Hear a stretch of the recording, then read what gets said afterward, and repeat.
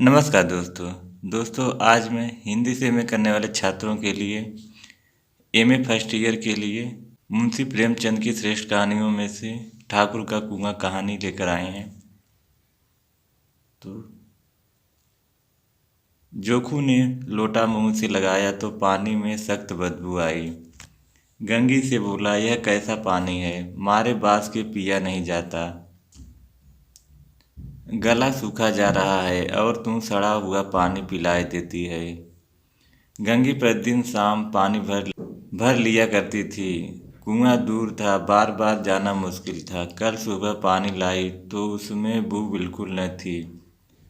आज पानी में बदबू कैसी? लोटा नाक से लगाया तो सचमुच बदबू थी। जरूर कोई जानवर कुएं में गिरकर मर गया होगा, मगर दूसरा पानी आवे कहाँ से?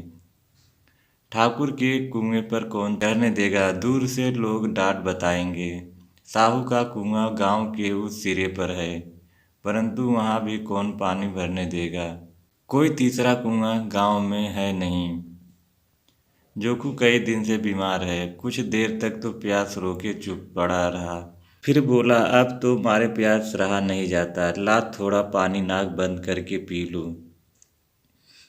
गंगी ने पानी न दिया। खराब पानी पीने से बीमारी बढ़ जाएगी, इतना जानती थी, परंतु यह न जानती थी कि पानी को उबाल देने से उसकी खराबी जाती रहती है। बोली, यह पानी कैसे पियोगे? न जाने कौन जानवर मरा है। कुएं से मैं दूसरा पानी लाए देती हूँ। जोकू ने आश्चर्य से उसकी ओर देखा। दूसरा पानी कहाँ से लाएगी? ठाकुर और साहू के दो कुएं तो हैं, क्या एक लोटा पानी न भरने देंगे? हाथ पांव तुड़वा आएगी और कुछ न होगा। चुपके से ब्राह्मण देवता आशीर्वाद देंगे, ठाकुर लाठी मारेंगे, साहू जी 1 के 5 लेंगे। गरीबों का दर्द कौन समझता है? हम तो मर भी जाते हैं तो कोई द्वार पर झांकने नहीं आता। कंधा देना तो बड़ी बात है, ऐसे लोग कुएं से पानी भरने देंगे? इन शब्दों में कड़वा सत्य था। गंगी क्या जवाब देगी, किंतु उसने वह बदबूदार पानी पीने को न दिया। रात के 9 बजे थे। थके मादे मजदूर तो सो चुके थे। ठाकुर के दरवाजे पर 10-5 बेफिक्रे जमा थे। मैदानी बहादुरी का न तो जमाना रहा है न मौका। कानूनी बहादुरी की बातें हो रही थीं। कितनी होशियारी से ठाकुर ने थानेदार को एक खास मुकदमे में रिश्वत दे दी और साथ निकल गए। कितनी अक्लमंदी से एक मार्के के मुकदमे की नकल ले आए। नाजिर और मोहतमीन सभी कहते थे नकल नहीं मिल सकती। कोई 50 मांगता, कोई 100। यहाँ भी बेपैसे कौड़ी नकल उड़ा दी। काम करने का ढंग चाहिए। इसी समय गंगे कुएं से पानी लेने पहुंची। कुप्पी की धुंधली रोशनी कुएं पर आ रही थी। गंगी जगत की आड़ में बैठी मौके का इंतजार करने लगी। इस कुएं का पानी सारा गांव पीता है, किसी के लिए रोका नहीं, सिर्फ यह बदनसीब नहीं भर सकते। गंगी का विद्रोही दिल रिवाजी पाबंदियों और मजबूरियों पर चोटें करने लगा। हम क्यों नीच हैं और यह लोग क्यों उच्च हैं? इसलिए कि ये लोग गले में तागा डाल लेते हैं। यहाँ तो जितने हैं एक से एक छठे हैं। चोरी ये करें, जाल फरेब ये करें, झूठे मुकदमे करें। अभी ठाकुर ने तो उस दिन बेचारे गरड़ैये की भेड़ चुरा ली थी और बाद में मारकर खा गया। इन्हीं पंडित जी के घर में तो 12 मास चुका होता है। यही साहू जी तो घी में तेल मिलाकर बेचते हैं। काम करा लेते हैं, मजूरी देते नानी मरती है। किस बात में है हमसे ऊंचे? हम गली गली चिल्लाते नहीं कि हम ऊंचे हैं, हम ऊंचे हैं। कभी गांव में आ जाती हूँ तो रस भरी आंखों से देखने लगते हैं, जैसे सबके छाती पर सांप लौटने लगता है, परंतु घमंड है कि हम ऊंचे हैं। कुएं पर किसी के आने की आहट हुई। गंगी की छाती धक धक करने लगी। कहीं देख लें तो गजब हो जाए, एक लात भी तो नीचे न पड़े। उसने घड़ा और रस्सी उठा ली और झुककर चलती हुई एक वृक्ष के अंधेरे साये में जा खड़ी हुई। कब इन लोगों को ये दया आती है कि किसी पर बेचारे महंगू को इतना महीनों लहू थूकता रहा, इसलिए कि उसने बेगार न दी थी। उस पर यह लोग ऊंचे बनते हैं।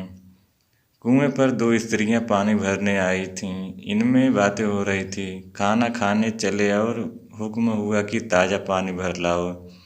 घड़े के लिए पैसे नहीं हैं। हम लोगों को आराम से बैठे देखकर जैसे मर्दों को जलन होती है।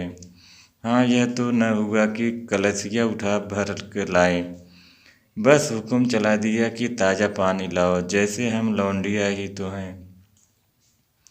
लौंडिया नहीं तो और क्या हो। तुम रोटी कपड़ा नहीं खा पाती, 10-5 रुपए भी छीन झपट ही लेती हो, और लौंडिया कैसी होती हैं। मत लजाओ दीदी, छीन भर आराम करने को जी तरस कर रह जाता है। इतना काम किसी दूसरे के घर कर देती तो इससे कहीं आराम से रहती। ऊपर से वह एहसान मानता, यहाँ काम करते करते मर जाओ, पर किसी का मुंह सीधा नहीं होता। दोनों पानी भरकर चली गईं तो गंगी वृक्ष की छाया से निकली और कुएं की जगह के पास आई। बेफिक्रे चले गए थे। ठाकुर भी दरवाज़ा बंद करके अंदर आंगन में सोने जा रहा था। गंगी क्षणिक सुख की सांस ली। किसी तरह मैदान तो साफ हुआ। अमृत चुरा लाने के लिए जो राजकुमार किसी जमाने में गया था, वह भी शायद इतनी सावधानी के साथ वह समझबूझ न गया होगा।